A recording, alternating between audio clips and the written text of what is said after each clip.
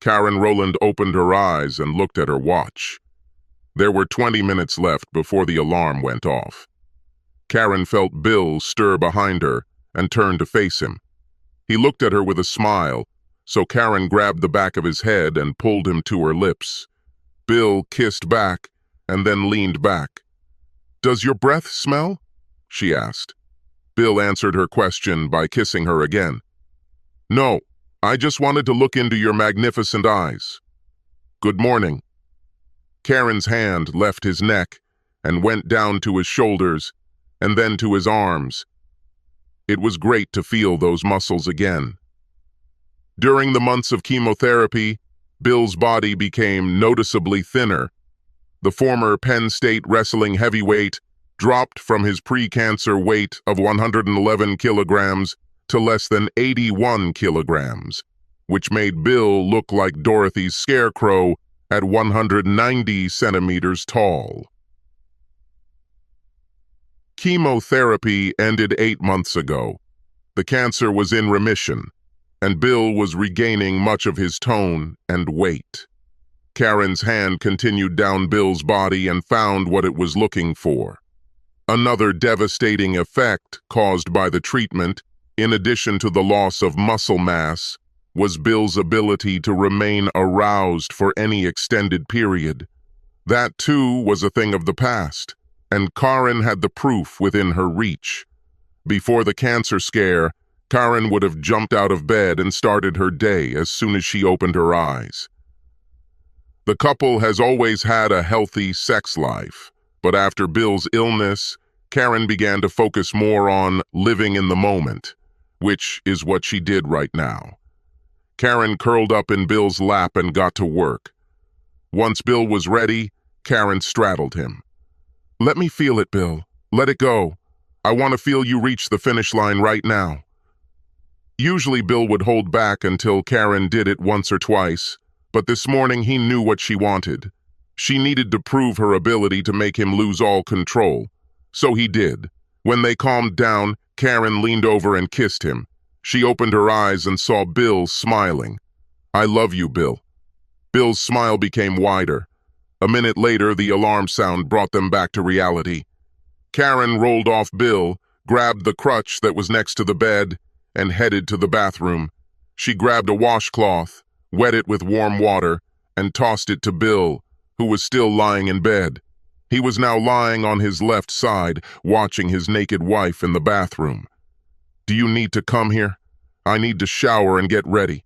I need to catch the 7:40 train into the city. You get ready, I can use the bathroom downstairs and I'll feed the kids." "Thanks, babe." Bill knocked on the children's doors on his way downstairs and made coffee. By the time Karen walked into the kitchen, Bill had made her a breakfast smoothie, poured coffee into her travel mug, and was preparing breakfast for the kids. Karen drank a smoothie. "Let's do it again tonight, just a little slower next time." "Certainly. What's the rush this morning?"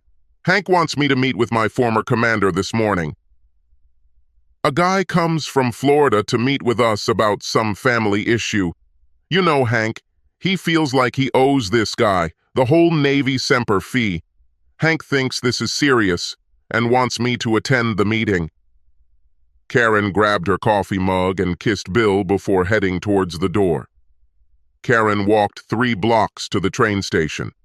It would be difficult for anyone watching her walk to guess that she was wearing a prosthetic leg under her trousers. The loss of his leg is the result of a shotgun blast while an NYPD officer was working on an anti-terrorism squad. So, Karen was a partner in the detective agency of Henry Hank Price. 6 months ago, Hank quit his job at Contractor, where he worked after leaving the NSA. Hank became Karen's regular partner, and thanks to his many contacts, their agency was doing quite well. They still needed following a wayward spouse type of job to make ends meet, but they gradually spent more and more billable hours doing research and background checks for Wall Street firms. Today, they met with Hank's former commander, but she didn't know what or why. Sitting on the train, Karen spent a few minutes thinking about how everything seemed to be changing. It was just a year ago. Bill was battling cancer, and their family's finances seemed to be heading into the abyss. Bill's beautiful hair fell out during chemotherapy. Karen and the kids were thrilled to have their heads shaved as a sign of family solidarity, but Bill somehow got wind of their plan and flatly refused to let them do it. Bill was so adamant that no one dared to contradict Bill. Nobody except Hannah, of course. One evening, their 15-year-old daughter came home with short hair.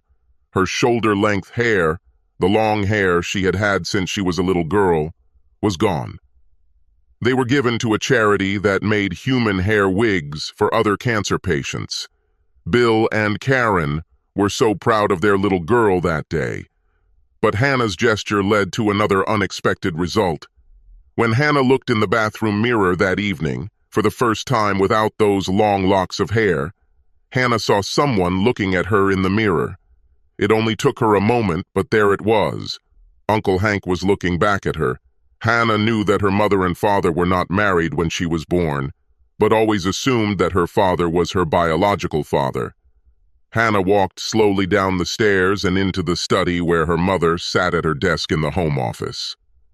"Mom, is there something you want to tell me about Uncle Hank?" Karen looked up from her papers and turned to look at Hannah. She immediately noticed the similarity and realized that Hannah now knew. "Baby, sit down." Karen talked about how she and Hank were lovers before she met Bill, how Hank left the country on assignment, not to abdicate his responsibility, but because of his duty to the agency, how Karen once met Bill when Bill caught her before she fell down the subway stairs. He became her LeMay's coach and raised Hannah as his daughter. The three of them, Karen, Bill, and Hank, decided that Bill would raise Hannah as his daughter, and Hank became Uncle Hank. "We were going to tell you, baby, but we never knew when the right time would come. Do not get mad. It was only because everyone seemed so happy with the status quo. Nobody wanted to rock the boat. You know that your father, your real father, was there every day of your life. He was in the delivery room. He cut the umbilical cord. He changed your diapers. He fed you. He read you bedtime stories. He did everything because he loved you so much. Mom, this doesn't change how I feel about Dad." "That's good, baby. Blood does not define love or family. I'm glad you understand this. Tomorrow, I think we need to tell your father and Uncle Hank about what you discovered today. I think everyone will breathe a sigh of relief. You're taking it pretty well." I fully expected a much more emotional reaction. "Mom, I've been suspicious since we watched that Life movie last year. I saw you fidgeting on the couch next to me. You kept giving me sidelong glances. I just wasn't ready to insist. I liked the status quo and was afraid of what might change. Today, looking in the mirror, I think I just needed to know." Karen hugged Hannah before Hannah nearly jumped out of her arms. "Wait a minute, Mom, I just thought of something. Uncle Hank spends a lot of time here. You're still not with him, are you? Isn't this one of those weird threesome things? Please tell me you don't do this." Karen knew that this was seriously bothering Hannah, and she suppressed the laugh that almost escaped her. "God, no, Hannah. Neither your father nor I want to share. I promised your father before we got married that Hank and I would never get together as long as we were married. I kept this vow. I've kept my vow to leave everyone else since the day I met your father, and your Uncle Hank is too honorable a man to even try to break my oath. Your Uncle Hank and your dad are best friends and trust each other, and your dad trusts me. Neither I nor your Uncle Hank would ever break that trust." Hannah and Karen fell into each other's arms again and fell silent. Karen kissed Hannah's bald head and simply hugged her daughter tightly. As she hugged Hannah, she couldn't help but think to herself, "Thank God everything went better than expected.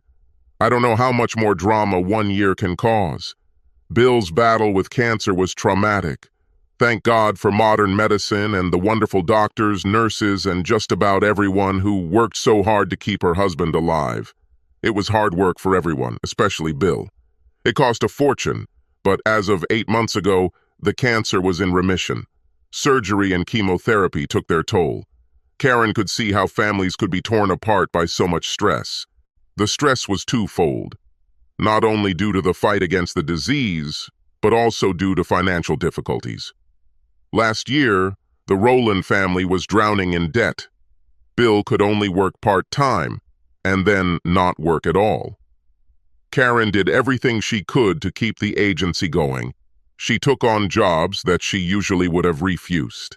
How many wandering husbands and wives can you follow before you tear of the sheer disrespect of it all? Karen lived for a rare message.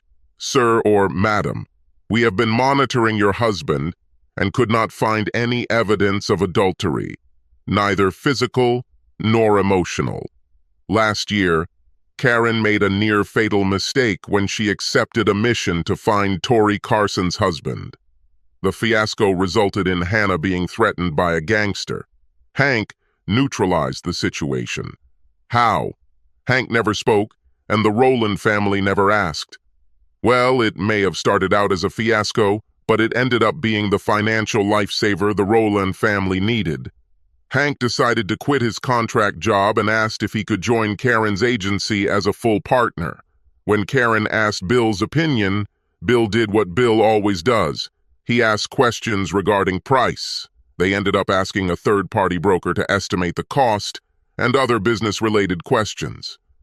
Bill never asked if it would be a problem if Hank was around full-time. Hank's cash injections didn't end there. After realizing Rowland's situation, Hank revealed that he had college funds for both Hannah, his biological daughter, and Anthony, his nephew. This allowed parents to use their children's college funds to pay off massive accumulated credit card debt and medical bills. Suddenly, the Rowland family was debt-free, although Bill was still unemployed. He spent his days at home doing research for Karen's agency when needed, and the rest of the time he was a house husband. Not the most manly thing for a former NCAA heavyweight wrestling champion. Reflecting on this turn of events, Karen could not help but feel happy. There were no debts, and her husband was alive and well. Several men on the train noticed a beautiful, middle-aged woman smiling to herself as the train pulled into Penn Station. The day went pretty well. Karen and Hank met with Thomas and John Beck. John's wife and son had disappeared, and there were some indications that they had passed through New York. The wife was involved with a cult-like religious group in Texas before disappearing one day, taking the child. Once the meeting ended, Karen finished some reports, and Hank got to work tracking down the wayward family. There was no doubt that Hank was determined to find his former commander's grandson. Karen's mood changed significantly on the train ride home that evening. While she was reading the afternoon edition of the Times, an article caught her eye. It was a report of a murder-suicide that occurred in an apartment on West Park Avenue. Mr. Clifford Fremont killed his wife and then committed suicide. Karen took out her cell phone and dialed a number from her contact list. When another phone rang, Karen took out her address book. George Jennings, an NYPD homicide detective, answered her call. "Karen, how are you?" "Lucy, George. I just read about the Fremont murder. Would you assist me? Could you please have someone check on Mr. Kevin Sanders? He works for Heiberg and Thomas and lives in apartment 820 at 435 Central Park West." "What's the matter?" "Sanders had an affair with Mrs. Fremont. I told Clifford Fremont this news 2 weeks ago. Let me tell you, he didn't seem all that upset. Obviously, I misunderstood him. I'll have someone check on Sanders." "Don't beat yourself up about it, Karen. You know as well as I do that it is impossible to predict how someone will react. The nature of the beast. Will you call me back when you find out?" "As soon as I find out, I'll call you. Say hi to Bill for me." Karen pressed end, put the phone back in her purse, and spent the rest of the trip looking out the window, doubting herself. Was there any sign that Fremont was going off the rails? She remembered that day 2 weeks ago. Clifford Fremont came from old families and even older historical America. He was a descendant of John Fremont, the first presidential candidate of the newly created Republican Party in 1856. For some strange reason, Clifford took pleasure in telling people about the connection between his great-great-grandfather and himself. Odd, because Clifford was an influential figure among New York State Democrats. Although Clifford inherited a significant amount from his grandfather, his personality led him to earn a small fortune on his own. He graduated magna cum laude from Dartmouth University, is an investment banker, the proud owner of a 109-foot Maxi Dolphin racing yacht, Wild One, and an even prouder woman, his wife, Katiana. Clifford first noticed Katiana at a party at the yacht club. She was with Thurston Howell, another member of the club. Clifford had a low opinion of Thurston, whose every dollar was inherited. Immediately captivated by Katiana's beauty, Clifford decided to steal her from Howell. It didn't take long for Clifford's plan to emerge.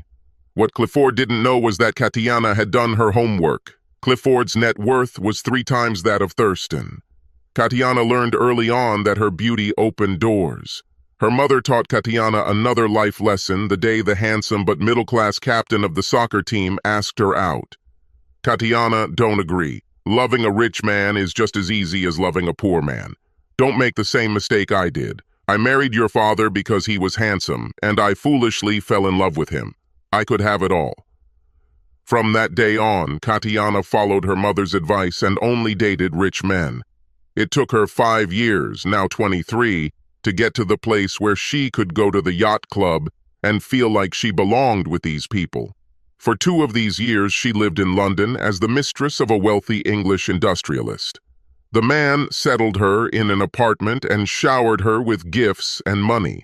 The novel was going well. Katiana thought that this might even lead to marriage, until his wife returned from Geneva and forced him to abandon his mistress. Katiana was sent packing with a nice 6-figure severance package and her jewelry. Katiana returned to the States and settled in New York. It was only a few months before she caught the attention of Thurston Howell. But Howell had his last $10 million, and he was spending it too quickly. He would have been ruined before the end of the decade. Poor Thurston didn't know it, but he was just a conduit for Katiana's plans to find a richer target. Of course, in the meantime, Thurston was lucky enough to sleep with one of the most attractive women he had ever had, a woman who had few inhibitions when it came to sex. So while she and Thurston were having sex, Katiana was doing her research.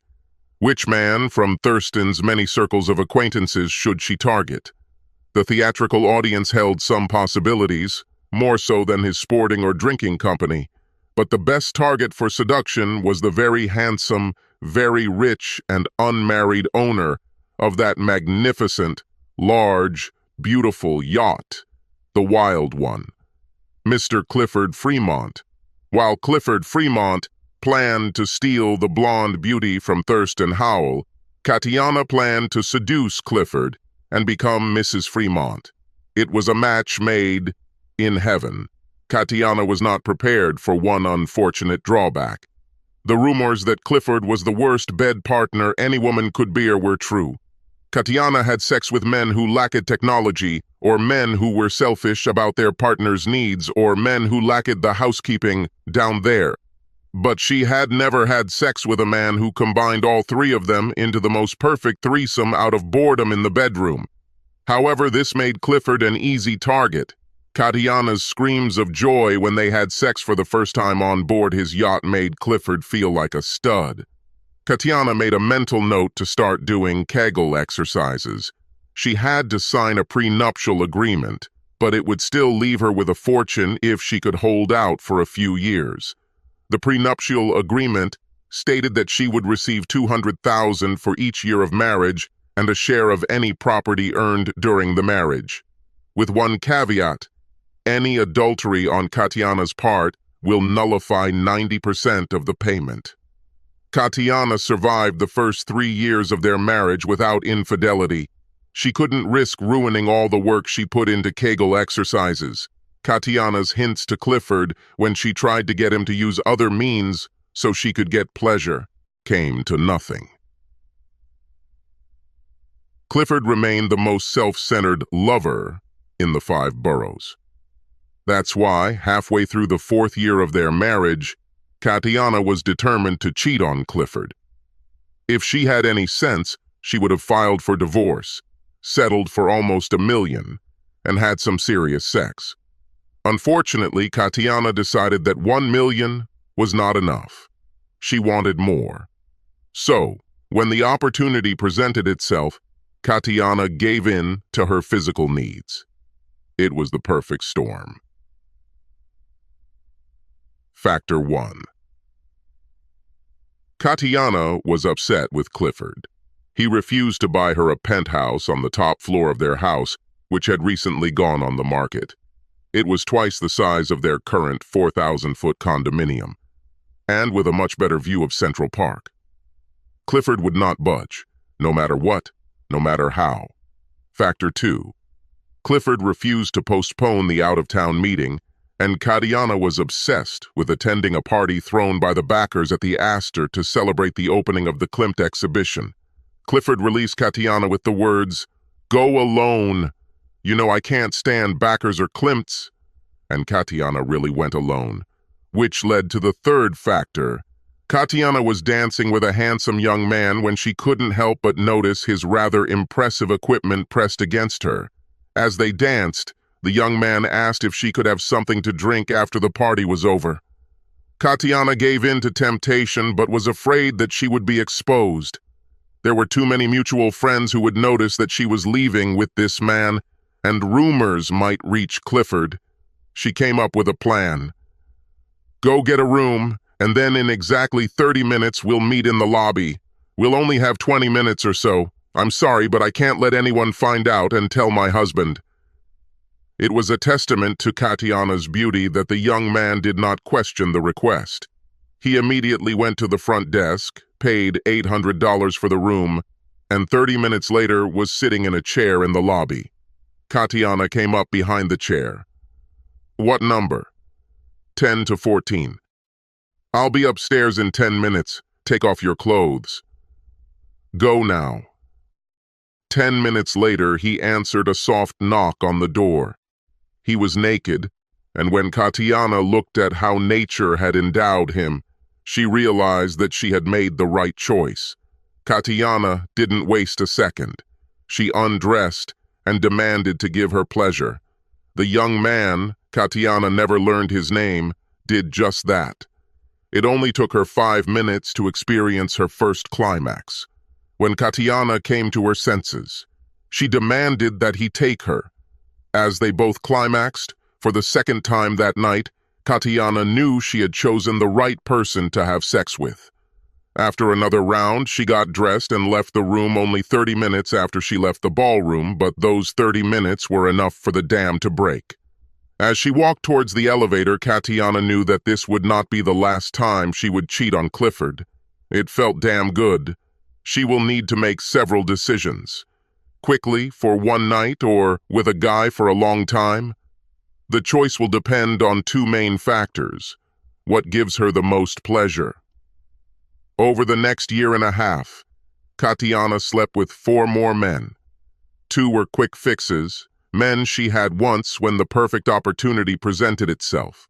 2 were long-term boyfriends. Her first boyfriend was just a boy. Nathan Thomas worked as a building maintenance worker the summer before his freshman year of college. The 3-month romance began one day when Fremont's maid didn't show up one morning because her elderly mother was sick. Katiana couldn't believe how disgusting the garbage smelled in the kitchen. She almost vomited. What did Clifford throw there this morning, and why did it smell so bad? Katiana called downstairs to ask the doorman to come and take out the trash. But the doorman did not answer the phone. What the hell was wrong with these people? Was all Katiana could think about as she grabbed her bag from the trash can and headed towards the elevators. Thank God no one was in the elevator to see her take out her trash. Katiana went down to the basement where she assumed the dumpster would be when she saw a door marked maintenance. She opened the door and walked into the room, only to see a tall, muscular black man emerging from the shower stall, The surprise on Katiana's face was only surpassed by the look of surprise on the young man's face. "How can I help you?" That's all Nathan could squeeze out. Katiana tried not to stare at Nathan's equipment. It was difficult to say whether she succeeded or not. It had been 2 months since she had had normal sex. She held a plastic bag in her hand and had no words other than to say, "This stinks." Nathan wrapped a towel around his waist and grabbed his bag. "I'll take this to the trash container." He ran out of the locker room and the door closed behind him. He was gone for less than a minute, but when he returned, he was sure that the lady had disappeared. He opened the door and she was still there. Katiana wasted no time. "Can you lock the door?" After she got what she came for, she thought it was time to get herself in order before they were caught. Katiana kissed Nathan tenderly in gratitude and got dressed. She ran to the elevator when it stopped on the first floor, and 2 people entered. Katiana was glad she didn't know the couple. Katiana entered her apartment and immediately filled the bathtub with hot water. While soaking in the bath, she thought about how nice it was to have sex with you like that. Below, Nathan was in a daze. He had heard stories about rich women hitting on guys like him, but he assumed it was all talk. He never thought he'd have the chance to fuck such a perfect woman, and this was in his first week of working here in the building. It was Nathan's uncle who warned him against mixing with rich white women. He said their husbands would hire someone to break his legs and maybe other parts of his body if they found out. But everything happened so quickly. This wasn't the last time Nathan and Katiana got together. For 3 months, until Nathan left for school, they met at least once and sometimes twice a week. It helped that summer when Clifford spent hours working on the Wild One. Although Katiana stayed on the yacht when he entertained clients and friends, she took time off when he was racing or training. This gave her many opportunities to meet Nathan. Katiana was sad to say goodbye to Nathan in the fall, but she also realized that she was lucky to have enjoyed 3 months of royal sex without getting caught. She decided not to tempt fate and remained faithful to Clifford until spring. 6 months after Nathan left for school, Katiana met Kevin Sanders at a health club. Sanders was a ladies' man, one of those gorgeous athletic gigolos who live to earn money and think they are God's gift to women. Kevin spent his budget on this gym specifically because the club had a reputation as a great place to find rich, bored Park Avenue wives. This turned out to be true. Kevin had just ended a year-long affair with the 40-year-old wife of a Wall Street banker when Katiana joined the fitness club. Kevin couldn't believe his luck when a clone of Barbie, who was not yet 30, started hitting on him. Katiana was amazed when she first saw Kevin working out on the machines. She hoped the rest of the package was as delicious as what was visible.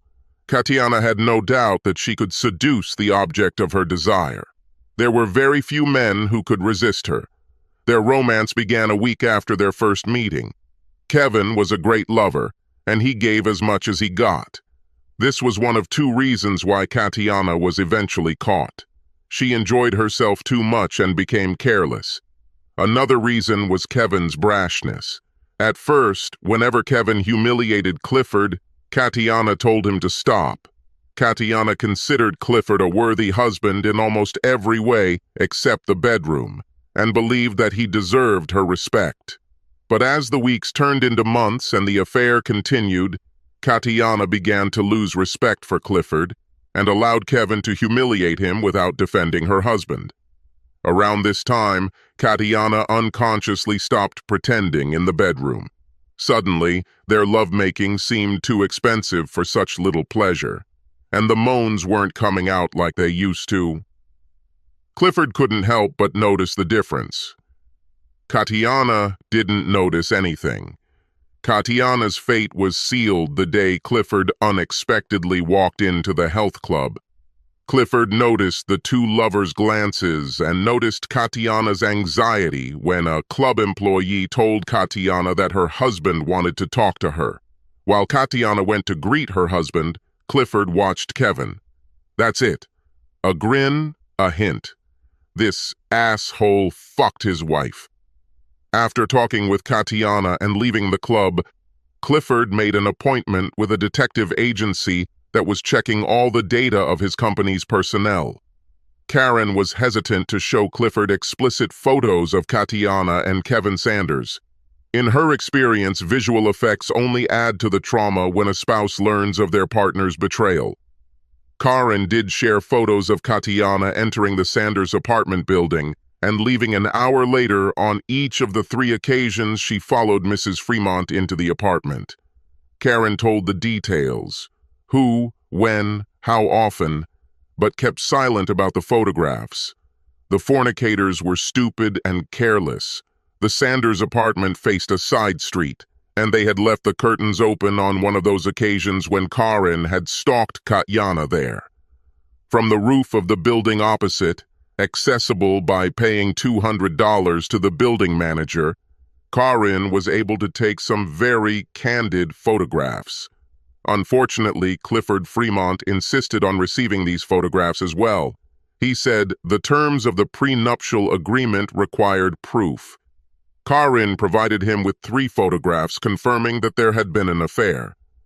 Karen watched Clifford carefully as he looked at the 3 photographs, waiting to see if he would start ranting or raving, making threats or losing his temper. Clifford did none of this. He made a face, thanked her, wrote a check for the balance of the account, took the written report and photographs, but he did not explode. Clifford went home and sat in his office, rereading the report and studying the photographs. His ego took a big hit when he read Karen's account of who he was. Kevin Sanders. He was a nobody. A quick search on LinkedIn gave him information about Sanders. Public school graduate, Rutgers of all places, and no academic achievements.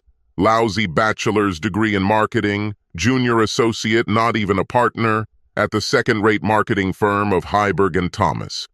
Clifford's anger increased when he saw a photo of Katiana looming over Sanders' ready-to-go equipment.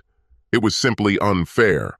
All his wealth, all his success, all his hard work, none of it could make up for his lousy 10 centimeters. Until this moment, Clifford had been planning some way of retribution against the man who raped his wife. Clifford didn't think about physical punishment, at least not from his own hands. He was confident that he could find someone else to do his dirty work. But this photo forced Clifford to personally take care of it in order to preserve his manhood. 2 weeks later, Clifford was knocking on Kevin Sanders' apartment door. Sanders had barely opened the door when Clifford's foot pushed it wide open. Kevin immediately recognized Clifford, but before he could move, Clifford pressed the stun gun to his chest. With Kevin unconscious, Clifford got to work. He dragged the body to the bed and tied Kevin tightly. It took less than 3 minutes. Clifford's heart was pounding all this time. Satisfied that Kevin was tied up, Clifford left the bedroom and headed to the kitchen to find something to drink to calm his nerves. He had no idea how intense the experience would be. He assumed years of racing would prepare him for this, but it turned out to be as stressful as the time he sailed through a summer squall when the waves threatened to capsize the Wild One.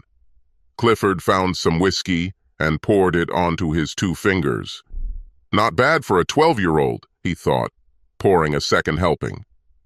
With a glass in one hand and a bottle in the other, Clifford returned to the bedroom. He looked at Kevin, wondering when this asshole would wake up. He couldn't wait to begin his plan.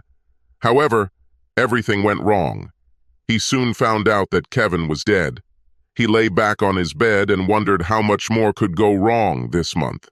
He didn't deserve this. All he wanted to do was scare the hell out of the guy who screwed his wife. Make him think twice about getting involved with another man's wife.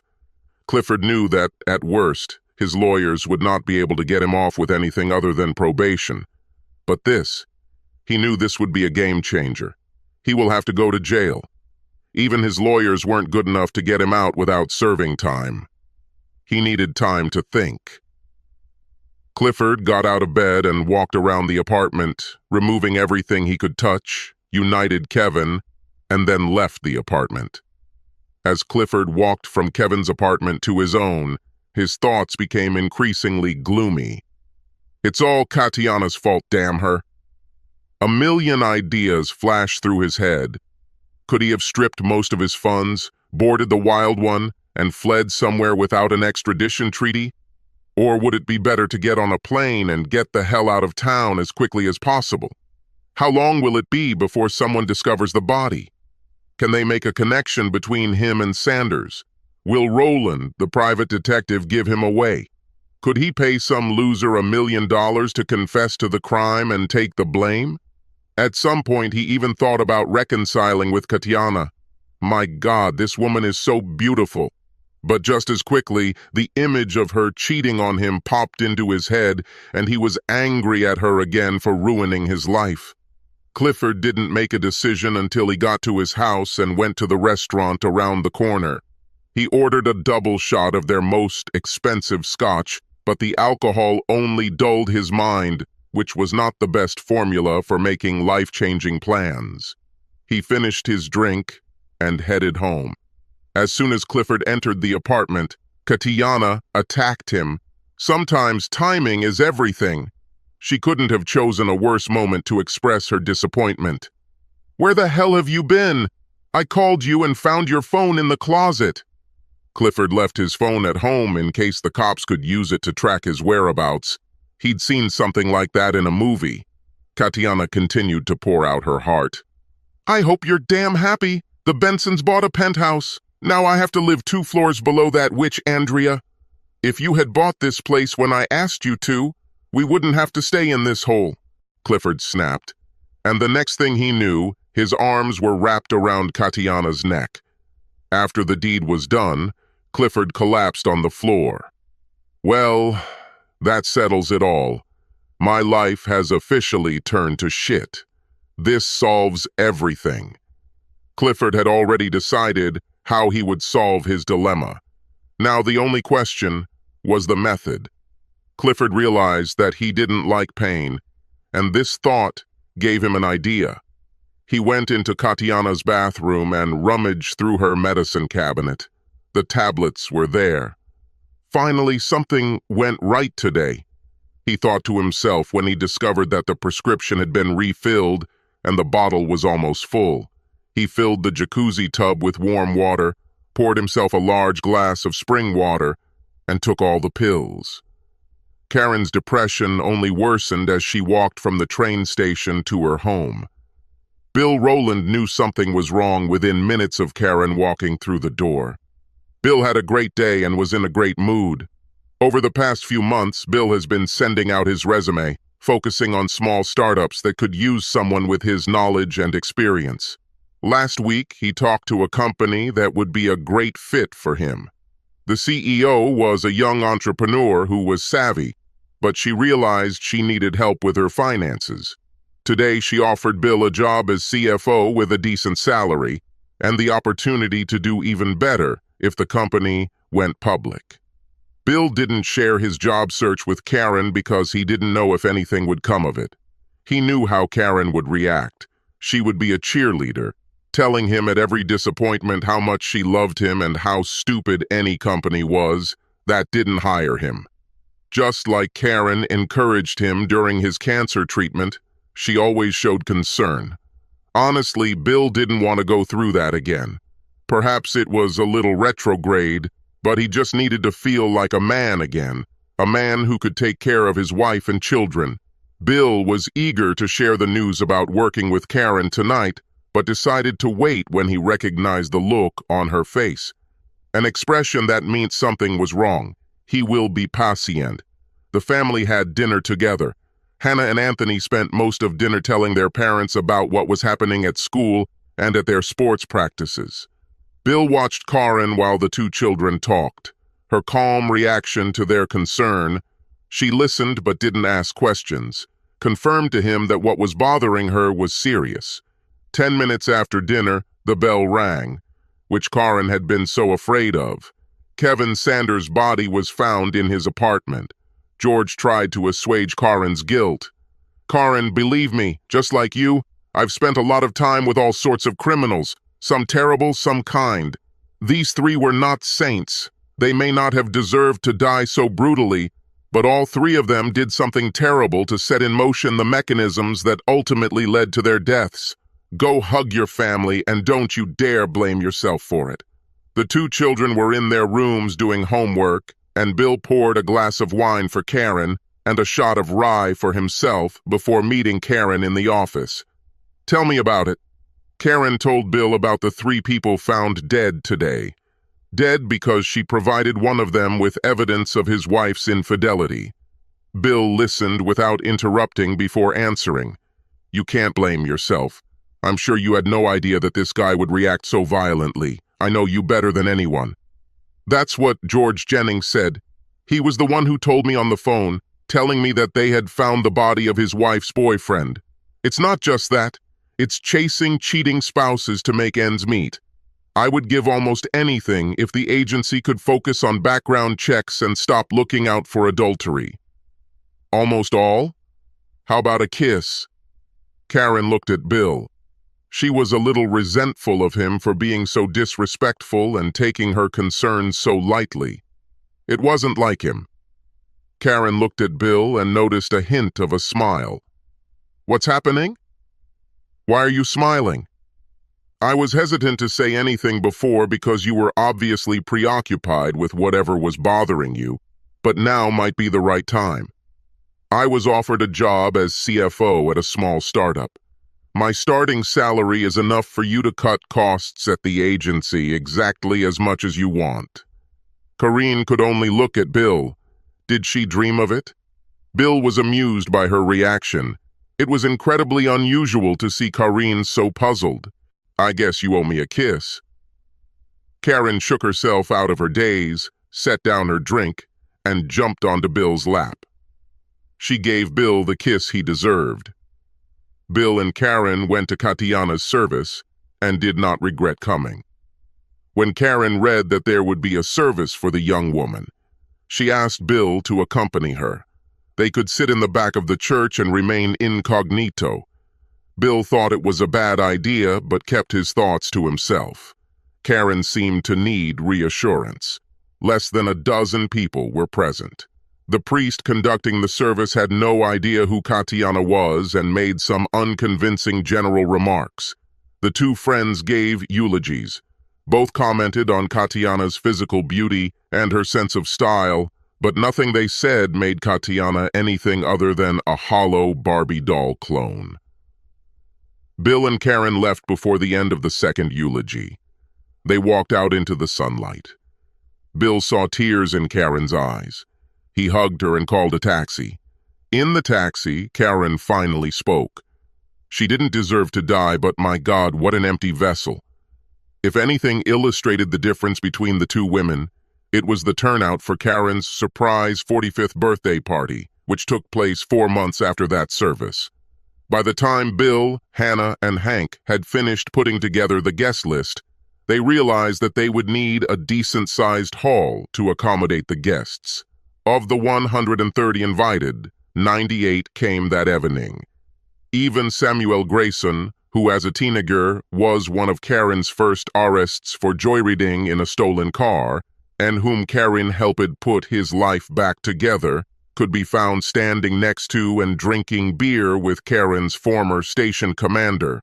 Cops, criminals, friends, and family are all here to eat, drink, tell stories, and celebrate. A few weeks before the party, Karen knew what to expect. She was a detective after all, but she kept it to herself and feigned surprise as Bill led her into the hall. Bill knew that wasn't true. An hour later, when they were finally able to be alone, Bill whispered, "You knew all along, didn't you?" Karen simply smiled, grabbed the back of Bill's head, and kissed him. The cheers of those watching almost drowned out Karen's response. I love you, Bill Rowland. Subscribe to our channel so that your second chaff doesn't cheat on you, and go ahead